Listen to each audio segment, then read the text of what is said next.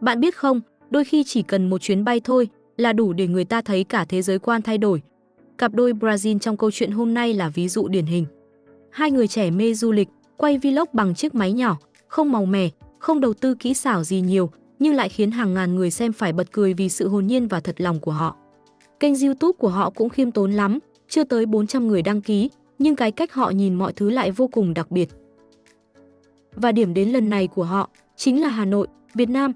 Chỉ vừa đặt chân xuống sân bay Nội Bài thôi, họ đã choáng nặng, vừa cười vừa nói, trời ơi, ở đây mọi thứ khác hẳn, như một hành tinh riêng vậy, nghe mà thấy thương, mà cũng thấy tự hào. Họ ngỡ ngàng vì từ chuyến bay Vietnam Airlines êm du, tiếp viên thân thiện, đến việc đổi tiền ra hàng triệu đồng, rồi chạy theo chiếc xe buýt 86 giữa trời nóng, mọi thứ đều mới lạ.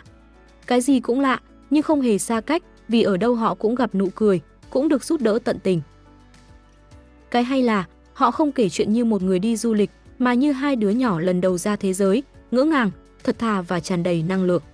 Họ lạc đường mà vẫn cười, bị mưa mà vẫn thấy vui, thậm chí bị xe buýt bỏ lại mà vẫn nói người Việt dễ thương quá. Có lẽ chính vì vậy mà video này lại lan tỏa mạnh đến vậy, không phải vì cảnh đẹp hay món ăn, mà vì cách người Việt khiến hai du khách xa lạ cảm thấy được chào đón như ở nhà. Và trong video hôm nay, chúng ta sẽ cùng đi lại hành trình đó, từ chuyến bay đồng tiền triệu tới phố cổ Hà Nội rợp cờ đỏ. Để xem, điều gì khiến hai người Brazil phải thốt lên rằng Việt Nam đúng là một hành tinh riêng, vừa điên, vừa đáng yêu đến mức không thể quên. 1. Hành trình trên không, ấn tượng đầu tiên với Vietnam Airlines. Trước khi tới Việt Nam, họ chỉ biết đất nước này qua vài tấm ảnh trên mạng, phố cổ, phở bò và xe máy. Nhưng ngay từ khoảnh khắc bước lên chiếc máy bay mang logo bông sen vàng, mọi thứ đã bắt đầu khác. Cô gái vừa ngồi xuống ghế đã thốt lên, trời ơi, ghế rộng ghê ha, một câu đơn giản thôi, nhưng lại cho thấy họ bất ngờ thế nào. Đối với những người thường xuyên bay đường dài ở châu Âu, việc có một hãng hàng không ở Đông Nam Á mà vẫn giữ dịch vụ chu đáo, thân thiện đến vậy thật sự hiếm. Máy bay của Vietnam Airlines hôm đó là loại lớn, chỗ ngồi 333, không gian sáng, sạch, yên tĩnh. Họ quay lại từng chi tiết nhỏ, từ chiếc tai nghe màu xanh có logo hãng, đến tấm chăn được gấp vuông vắn để ngay ngắn trên ghế. Người bạn trai, tên Marcelo, cười nói, chưa bay mà đã thích rồi, chắc chuyến này hên đây. Còn cô gái thì vừa mở nắp chai nước miễn phí được tặng, vừa nói, người Việt đúng chu đáo thật. Điều khiến họ xúc động không phải là vật chất, mà là thái độ. Khi một tiếp viên bước đến, cúi nhẹ đầu, mỉm cười chào họ bằng tiếng Anh, cô gái nói nhỏ vào máy quay, cảm giác như mình được chào đón thật sự, không phải kiểu làm cho có. Có lẽ chính điều đó khiến họ nhớ mãi. Đôi khi, sự hiếu khách không cần lớn lao, chỉ là nụ cười đúng lúc, ánh mắt thân thiện, cũng đủ để người xa lạ thấy ấm lòng. Trên chuyến bay, họ còn được phục vụ bữa ăn nóng, có cơm, thịt và rau. Cô gái bảo, ngon nhưng cay quá, rồi cả hai phá lên cười. Họ ngủ ngon lành giữa chặng đường dài, để rồi được đánh thức nhẹ nhàng khi bữa ăn tới. Mọi thứ diễn ra êm đềm đến mức họ bảo, đây có lẽ là chuyến bay dễ chịu nhất từ trước đến giờ. Khi máy bay bắt đầu hạ độ cao, cửa sổ dần hiện ra khung cảnh trời sáng nhạt của Hà Nội buổi sớm. Ánh nắng đầu tiên rọi xuống mây, rồi qua khung kính là những dải xanh và con sông uốn quanh thành phố. Cô gái quay lại, mắt sáng rỡ, nói khẽ, chúng ta đến rồi, Việt Nam kìa. Không ồn ào, không pháo hoa, chỉ là một cái nắm tay và nụ cười. Nhưng trong khoảnh khắc đó, ta thấy rõ, họ không chỉ đang bay đến một đất nước mới, mà là đang bắt đầu một hành trình mà chính họ cũng không ngờ. Hành trình đến hành tinh Việt Nam, nơi mà từng điều nhỏ nhất cũng khiến người ta muốn mỉm cười. 2. Hạ cánh Hà Nội, cú sốc tiền triệu và sự lạ đầu tiên. Máy bay hạ cánh xuống Nội Bài khi bầu trời vừa chớm sáng. Ánh nắng đầu tiên xuyên qua mây, phủ lên cánh đồng xa xa một lớp vàng nhẹ, êm như tấm khăn lụa. Cô gái nhìn qua cửa sổ, khẽ nói, chúng ta đến rồi. Marcelo cười, nắm tay cô, chào Việt Nam. Họ không biết rằng, chỉ ít phút nữa thôi, hai người sẽ có một kỷ niệm nhớ đời, cú sốc tiền triệu đầu tiên trong đời du lịch. Sau khi lấy hành lý, họ tiến đến quầy đổi tiền. Marcelo đưa ra 40 bảng Anh, nhân viên mỉm cười thân thiện rồi đếm ra cho họ một xấp tiền dày cộp. Cô gái mở ví ra, nhìn những tờ giấy đầy màu sắc, xanh, hồng, đỏ, rồi ngẩn người. 1.400.000. Thiệt hả? Cô hỏi, và cả hai phá lên cười. Marcelo cầm lên tờ 500.000 đồng, giơ trước ống kính, trời ơi, mình là triệu phú rồi. Nhưng niềm vui ấy đi kèm một chút bối rối. Những con số toàn nghìn khiến họ hoa mắt. Ở đây cái gì cũng mấy chục nghìn hết à? Một cái bánh mì cũng 25.000, cô gái ngạc nhiên. 90.000 là một hamburger đó, nghe to tát mà thực ra chỉ mấy đồng. Marcelo cười, lắc đầu, ở Brazil, 90.000 là mua được xe máy cũ rồi đó.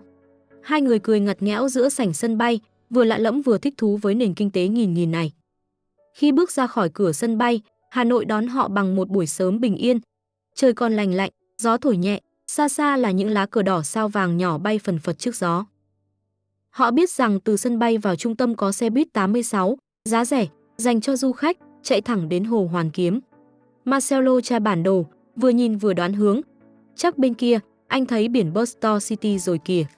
Cô gái cười, kéo vali chạy theo. Nhưng vừa tới thì chiếc xe buýt màu cam nổi bật chạy vụt qua trước mắt.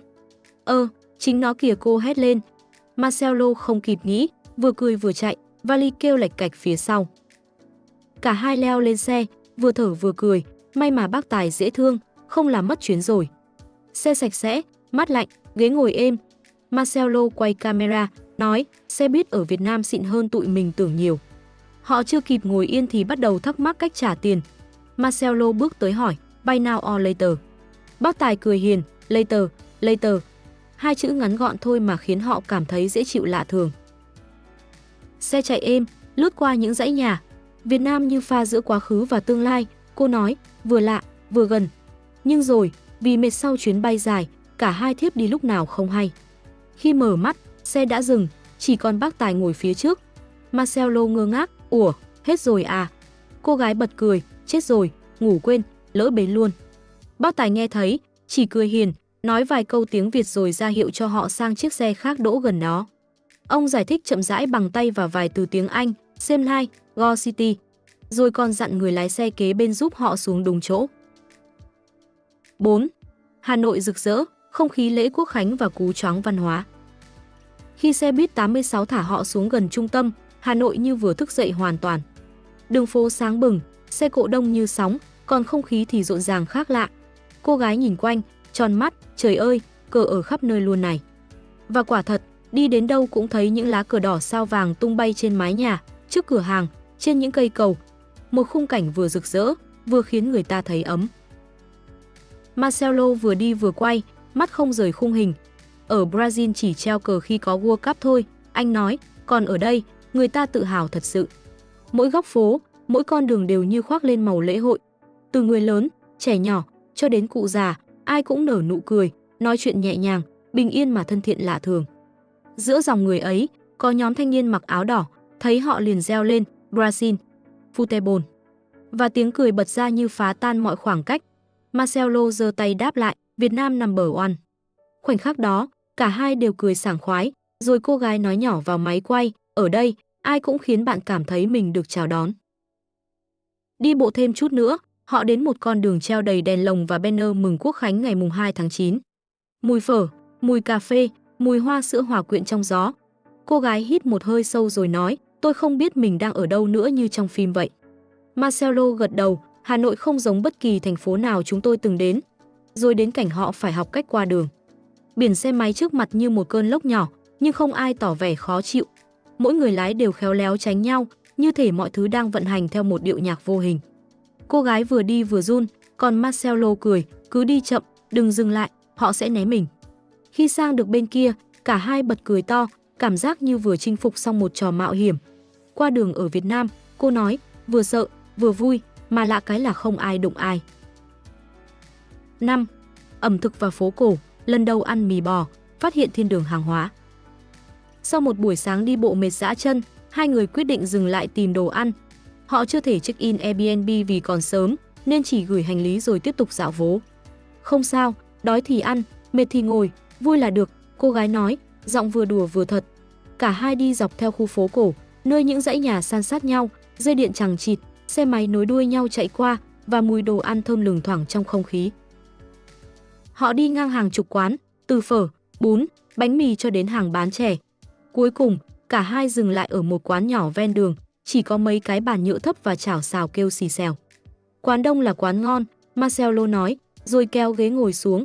Họ gọi 2 phần mì bò xào, mỗi phần 60.000 đồng. Cô gái ngạc nhiên, khoảng 12 rial thôi, rẻ hơn một ly cà phê ở Brazil. Khi tô mì được bưng ra, hơi nóng tỏa lên nghi ngút. Mì vàng óng, thịt bò thái mỏng, thêm ít rau xanh và hành phi. Cô gái hít hà, cười lớn, thơm quá trời. Rồi cô cầm đôi đũa, long ngóng tập gắp. Marcelo quay lại cảnh đó, vừa cười vừa nói, đây là thử thách sinh tồn cấp độ 1. Gắp mãi mới được một sợi, cô mừng như trẻ con, tôi làm được rồi, và cả hai cùng phá lên cười. Miếng đầu tiên khiến họ im lặng vài giây. Cô gái nói nhỏ, mì dai, thịt mềm, vị đậm mà không ngán. Mình không biết họ nấu sao, nhưng có cái hồn riêng lắm. Marcelo gật đầu, ngon, giản dị, mà thật. Cả hai nhìn nhau, nụ cười nhẹ, như thể đang hiểu ra rằng đôi khi, hạnh phúc đến từ một tô mì nóng giữa thành phố xa lạ. Ăn xong, họ đi bộ tiếp, ghé qua vài cửa hàng quanh phố cổ. Ở đâu cũng treo biển Made in Việt Nam, từ áo thể thao, giày, đến túi xách. Y như hàng thật, mà giá rẻ không tưởng. Cô gái nhìn quanh, mắt sáng rực, Việt Nam đúng là thiên đường mua sắm. Cả hai đùa rằng chắc phải mua thêm vali mới để mang đồ về. Nhưng điều khiến họ thích nhất không phải là hàng hóa, mà là cách người bán nói chuyện. Không trèo kéo, không hét giá, chỉ mỉm cười, chỉ đường, đôi khi còn tặng thêm vài câu thanh yêu phát âm vụng về. Mọi người ở đây thân thiện thật, cô gái nói, họ không cố bán, họ chỉ muốn bạn cảm thấy thoải mái. Các bạn thân mến, bạn thấy không, có những hành trình chẳng cần cao sang hay xa xỉ, chỉ cần chân thật là đủ khiến người ta nhớ mãi. Cặp đôi Brazil trong câu chuyện hôm nay cũng vậy. Họ không đến Việt Nam với ekip chuyên nghiệp hay kế hoạch hoành tráng, chỉ là hai người trẻ mang theo máy quay nhỏ và trái tim tò mò. Ấy vậy mà, chỉ trong một ngày ngắn ngủi ở Hà Nội, họ đã trải qua đủ mọi cung bậc cảm xúc, từ ngỡ ngàng, bối rối, rồi dần dần là yêu thương. Từ chuyến bay của Vietnam Airlines, tới cú sốc tiền triệu ở sân bay, rồi màn rượt đuổi xe buýt 86 huyền thoại, từng khoảnh khắc đều giản dị nhưng thật.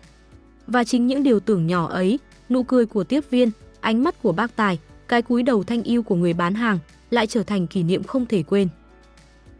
Thế giới có hàng trăm quốc gia, hàng triệu thành phố, nhưng không phải nơi nào cũng khiến du khách nói rằng chúng tôi cảm thấy được chào đón thật sự. Việt Nam có thể chưa phải là đất nước hoàn hảo, nhưng lại có một điều rất riêng, đó là sự ấm áp, bình dị và chân thành, thứ khiến người ta lỡ ghé một lần rồi muốn quay lại mãi. Và biết đâu, với hai du khách Brazil kia, Việt Nam đã trở thành hành tinh nhỏ trong tim họ, nơi mà lạc đường cũng vui, mưa cũng đẹp và mọi nụ cười đều khiến người ta thấy mình may mắn. Còn bạn thì sao? Nếu một ngày nào đó, bạn gặp hai người nước ngoài lạc giữa phố, đừng ngại mỉm cười, vì biết đâu chính nụ cười ấy sẽ khiến họ nhớ mãi đất nước này như một nơi không giống trái đất, mà giống nhà.